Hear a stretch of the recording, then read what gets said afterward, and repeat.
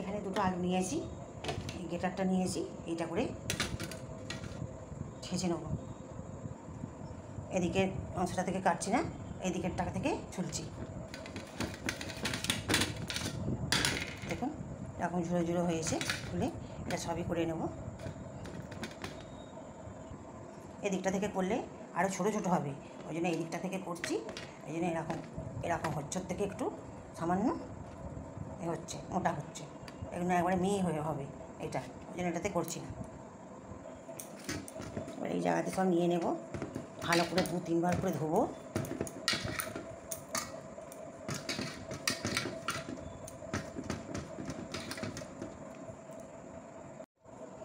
এবার 2-3 বার করে ধুয়ে নিয়েছি,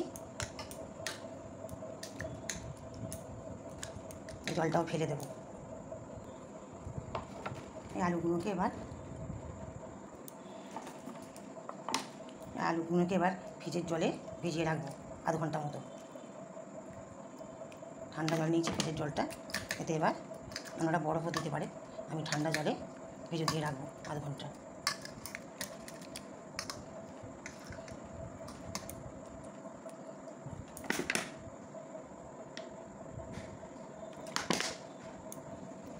এবার এগুলো আমি ছেঁকে নেবো, আধ ঘন্টার মতো হয়ে গেছে। এই জল থেকে আমি ভালো করে ছেঁকে এবার শুকনো করতে দেবো।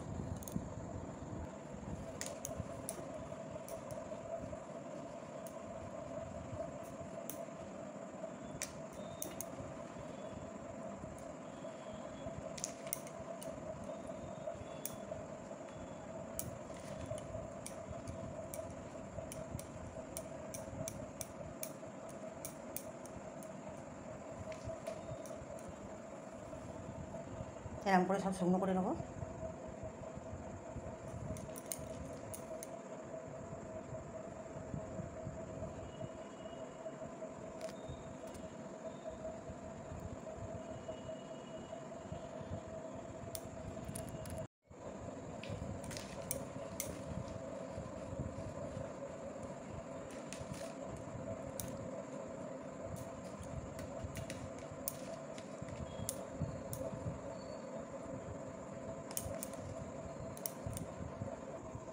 পুরো জলটা টেনে নিয়েছে, এবার আমি সব এগুলো কাপড়ের কাছ থেকে তুলে নেব। দেখুন পুরো ঝরঝরে হয়ে গেছে, জল আর নেই। এবার এগুলো আমি তুলে নেব। এখানে তেল হয়ে গেছে, আগে বাদামগুলো ভেজে নেব।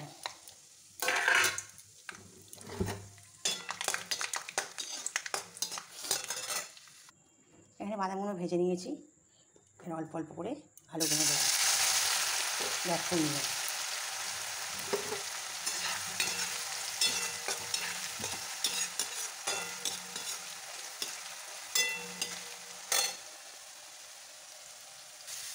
এগুলো ভাজা হয়ে গেছে, এবার আমি তুলে নেব, একটু হালি হালি করে ভাজবো।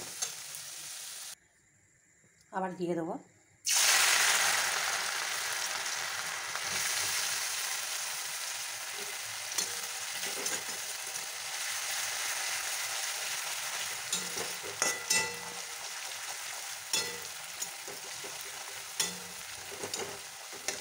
গ্যাসটা কমিয়ে দেবো।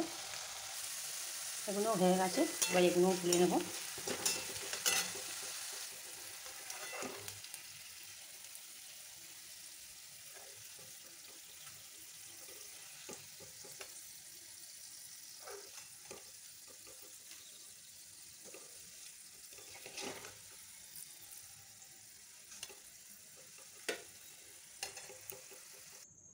আমার আলু আর বাদাম ভাজা হয়ে গেছে, এবার ঠান্ডা হলে একটা কন্টেনারে রেখে দেবো।